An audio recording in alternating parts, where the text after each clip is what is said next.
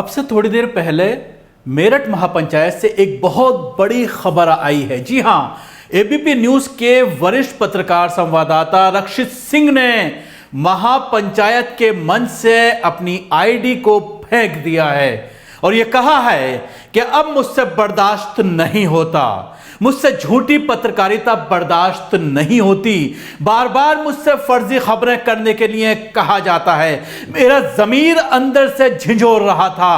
पिछले 15 दिन से मैं अपनी पत्नी से बात कर रहा था। साथ ही उन्होंने यह कहा है कि अब उनको डराया जा सकता है, उनके ऊपर एफआईआर दर्ज हो सकती है, उनकी जान तक को खतरा है। लेकिन सारी चीजें सोचने के बावजूद उन्होंने अपने ज़मीर के अंदर की आवाज को सुनते हुए इस नौकरी को लात मार दी है। रक्षित सिंह पिछले 15 साल से पत्रकारिता कर रहे हैं और देश के एक बड़े चैनल एबीपी न्यूज से पिछले कई सालों से जुड़े हुए हैं। मेरठ में महापंचायत चल रही थी, मंच पर पहुंचे और उन्होंने अपने इस इस्तीफे की वजह, अपने आप को नौकरी छोड़ने की जो वजह बताई है वो भी आप सुनिए। बहुत ही अच्छी एक बात उन्होंने, बहुत ही अच्छी एक स्पीच उन्होंने मंच से दी है, जिससे आप पूरी तरह से अंदाजा लगा सकते हैं कि किस तरह से इस महापंचायत के बाद या इस किसान आंदोलन का जो मूवमेंट है वो किस तरफ अपना रुख लेकर जा रहा है और धीरे धीरे इस मूवमेंट में किस तरह से बल आ रहा है। मेरे माँ बाप ने मुझे अपने खून पसीने की कमाई से पढ़ाया और मैंने इस पेशे को चुना। क्यों चुना? क्योंकि सच दिखाना था मुझे, लेकिन नहीं दिखाने दिया जा रहा।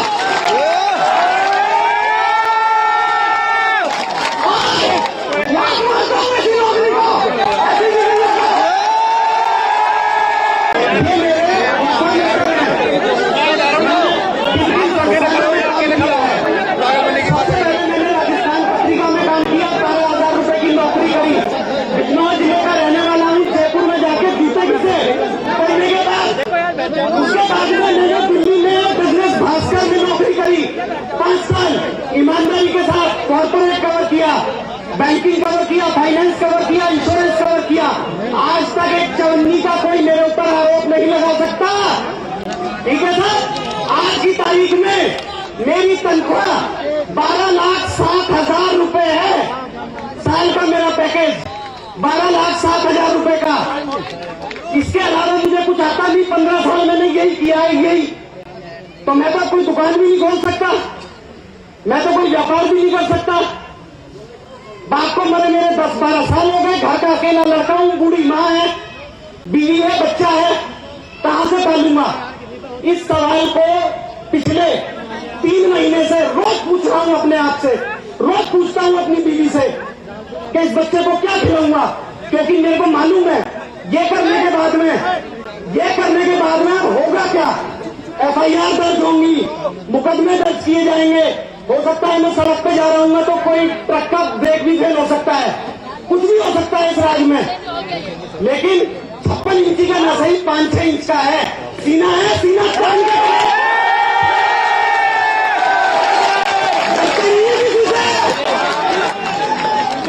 डरते नहीं है।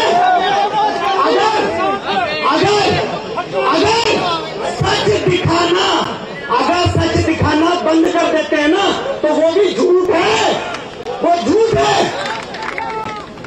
और इस झूठ के मैं खिलाफ हूं। मुझे 1.5 महीना लगा सोचने में, 1.5 महीना क्या करूं, बच्चा कैसे पालूंगा अपना, 4 साल का है। लेकिन रास्ते में दूसरा भी ख्याल आया कि जब ये 20 साल का होगा और पूछेगा कि जब अघोषित इमरजेंसी लगी हुई थी तो बापू तू कहां खड़ा था?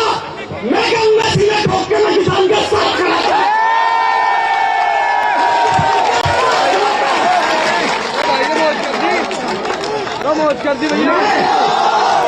भूखा मर सकता हूं, भूखा मर सकता हूं। हो सकता है मेरे बच्चे का कोई स्कूल में डर की वजह से एडमिशन भी न ले। हो सकता है मेरे परिवार का भी अभी चरित्र हनन होगा। फेसबुक पे जो ये इनकी सोशल मीडिया आर्मी बैठी हुई है ना, अभी वो मेरा भी चरित्र हनन करेंगे, मेरी बीवी का भी करेंगे, हो सकता है मेरी माँ के बारे में भी कुछ कहें। लेकिन खड़ा हूं और सीना ठोक के खड़ा हूं, जो करना है कर लो। सच बोलना देशद्रोह है तो मैं देशद्रोही हूं, मुझे जेल में डालो।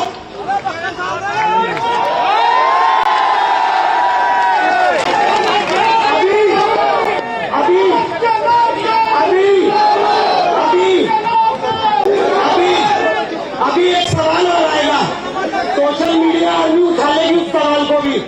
वो सवाल ये होगा कि आखिरकार तुम इस मंच पे क्यों आए? आखिरकार भैया सुन लो, मेरे लिए जीवन मरण का प्रश्न है, आपके लिए 4 नारे लगाने का है। सुन लो,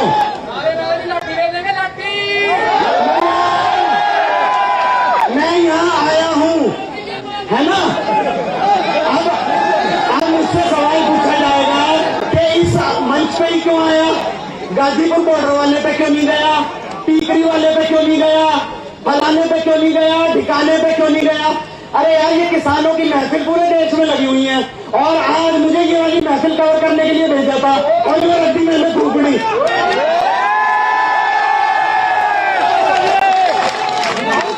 12 लाख रुपए से ज्यादा की सालाना नौकरी को लात मारता हूँ और ये भी मालूम है कि भूखा मरूंगा, वो दिन भी आ सकता है, लेकिन उसका भी विकल्प मैंने सोचा कि भाई अगर एक्सट्रीम हुआ तो क्या करेंगे? अगर एक्सट्रीम हुआ ना तो ये झोली है, झोली फैला के गांव घूमेंगे। ठीक है जी, धन्यवाद। सभी अहम खबरों के लिए न्यूज़ MX को सब्सक्राइब करें, साथ ही बेल आइकॉन को जरूर दबाएं। लाइक, शेयर, कमेंट करना ना भूलें।